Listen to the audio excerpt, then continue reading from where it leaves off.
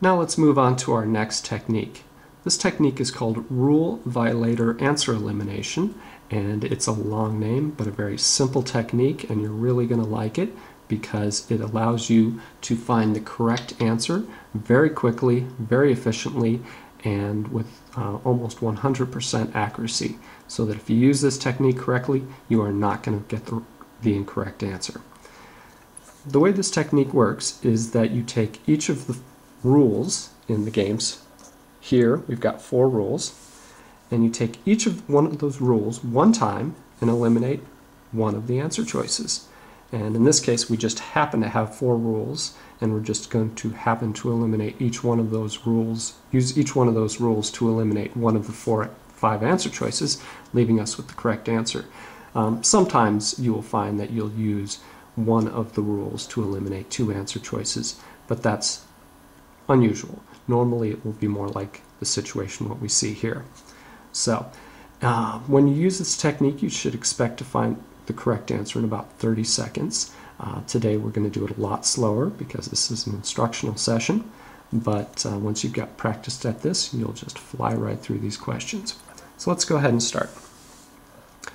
You always start with the topmost rule, and here it's the top rule says that Anna's session is later than Childress's session. So basically all you want to see is you want to see A being later than C. So go down to our 5 answer choices, and we'll want to find one where A is not later than C. So let's look at our 5 answer choices. Here we've got answer choice A, we've got C here, and A later than C, so this one's okay. We've got C and A, so this one's okay. Here we've got A and C, that one's wrong. So we're going to circle that for instructional purposes. You wouldn't do that on the real test, but we just want to see why we're eliminating that answer choice, because it violates rule 1 by putting A in front of C. Let's go on to the second rule. The second rule says that Albert's session is either first or last. So we're going to want to see an answer choice where Albert is not first or last, and that's the one we're going to eliminate. So looking at our remaining 4 answer choices, we've got Albert first, so that's okay. Second answer choice, Albert's last, so that's okay. Fourth answer choice, Albert is last, so that's okay. Fifth answer choice, Albert's in the middle. That's not okay.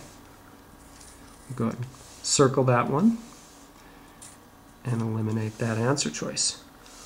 Moving on to the third rule.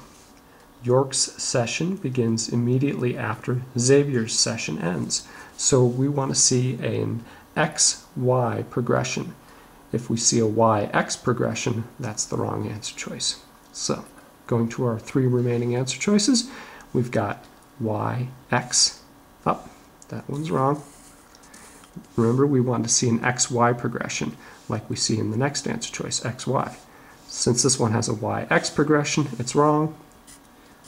Eliminate that answer choice.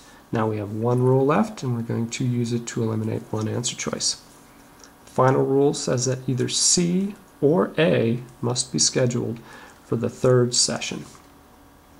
Well, simply look at your 2 remaining answer choices. See with answer choice B that A is in the 3rd session.